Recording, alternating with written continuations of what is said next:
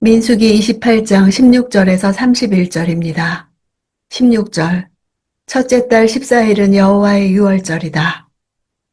유월절 당일에는 이어지는 무교절기에 제사와 제물이 드려지는 것과는 달리 어떠한 제사나 제물도 드리지 않고 단지 가족 단위로 어린 양을 잡아 식사를 하며 유월절에 나타난 하나님의 구원의 역사를 기념했습니다.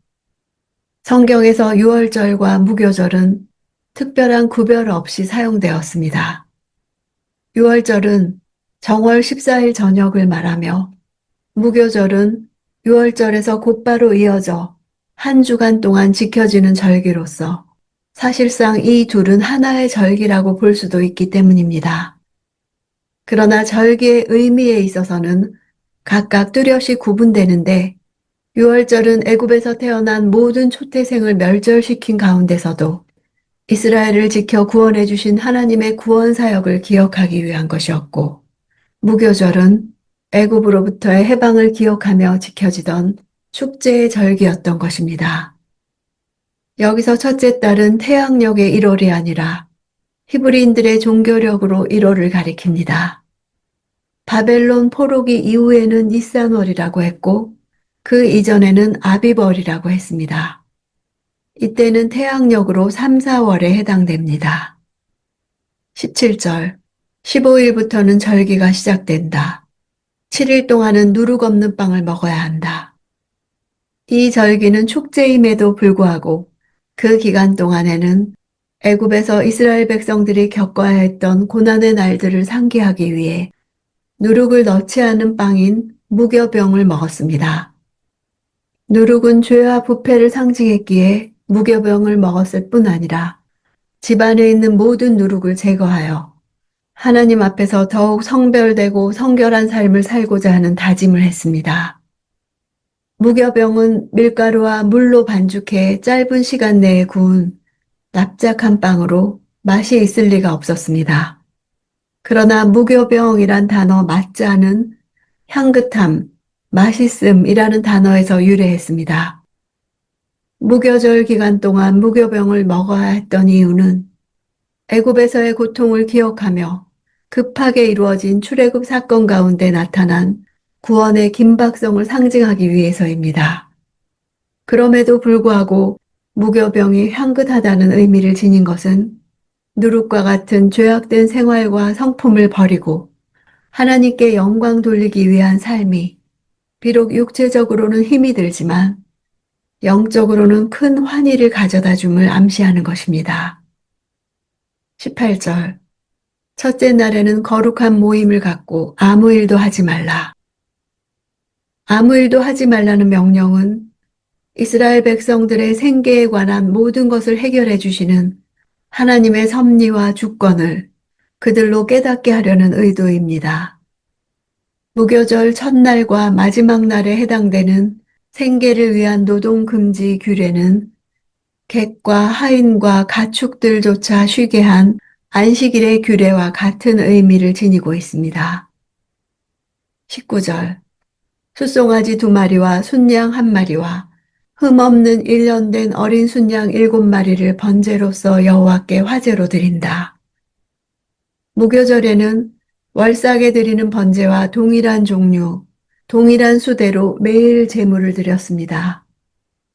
번제 제물의 피는 단 사면에 뿌려졌고 그 가죽을 제외한 제물 전체를 불살라 드려야 했습니다. 또한 태워진 번제물의 재는 진 밖의 정결한 곳에 버려졌습니다. 제물의 피가 단 사면에 뿌려진 것은 예수 그리스도께서 인류의 죄를 속죄하시기 위해서 십자가에서 피 흘리셨던 것을 상징하며 또한 제물 전체가 태워졌던 것은 십자가에서 생명을 다 바쳐 헌신하신 예수 그리스도를 예표하는 것입니다. 22절. 그리고 너희를 속죄하기 위해 속죄 제물로 수염소 1마리를 드리라. 월삭 때와 마찬가지로 무교절 제사에도 순염소 1마리로 속죄제를 드려야 했습니다. 월삭의 속죄제가 새로운 달이 시작될 때마다 지난달에 지었던 죄에 대한 씻음을 받기 위한 기능을 했다면 무교절의 속죄제는 죄사함을 받은 후에야 진정한 구원의 기쁨을 누릴 수 있다는 사실을 가르쳐주는 역할을 했습니다.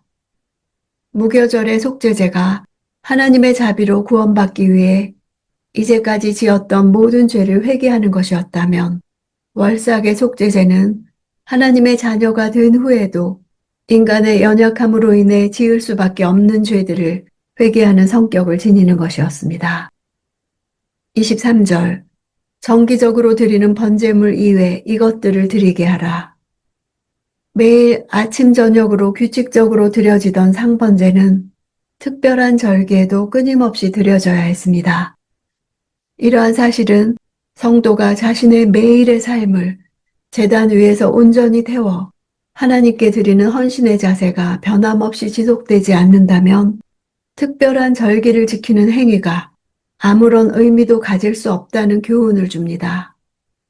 하나님께서 관심을 가지시는 부분은 그 어떤 특별한 일들이 아니라 나의 매일의 삶의 태도이고, 매 순간마다 내가 하나님께만 의지하고 묻고 순종하는 생활을 하고 있느냐입니다. 26절, 첫 열매를 드리는 날, 곧 여호와께 새로운 곡식으로 곡식 제물을 드리는 77절에는 거룩한 모임을 갖고 아무 일도 하지 말라. 77절은 6월절 이후 7주간이 지난 이후에 맞게 됩니다. 이날은 보리 수확의 첫 열매를 바치는 초실절 이후 50일째 되는 날이었기 때문에 50번째란 뜻이 있는 펜테코스테, 즉 오순절이라 불렀고, 또한 이때는 다 자란 밀과 보리를 거두는 시기였기에 맥추절이라고도 불렀습니다. 77절은 6월절과 초막절과 더불어 이스라엘의 3대 절기에 속했습니다. 신약시대에 예수 그리스도께서는 6월절 어린 양으로 십자가를 지셨고, 첫 번째 오순절에 다락방에 모여 기도하던 성도들에게 성령이 충만하게 임하는 사건이 있었습니다. 이로 인해 구약시대의 오순절의 추수로 인한 물질적 풍요에 대한 감사의 의미는 신약시대로 넘어오면서 성령 강림이라는 영적인 풍요로움으로 그 의미가 더욱 확대되었습니다. 하나님은 약속의 땅 입성 직전의 백성들에게 하나님의 시간 사이클 안에 들어와 살아갈 것을 명령하십니다. 절기 때마다 하나님께 드릴 제물과 예물에 대한 지침을 통해 이스라엘 백성들은 이 모든 제물이 되신 그리스도께서 하나님께 드려주셨음을 체험하게 됩니다. 하나님께 드리는 음식을 통해 그리스도를 하나님께서 우리에게 주신 양식으로 누림을 체험하게 됩니다. 하나님은 이러한 잔치에 우리를 초대하십니다.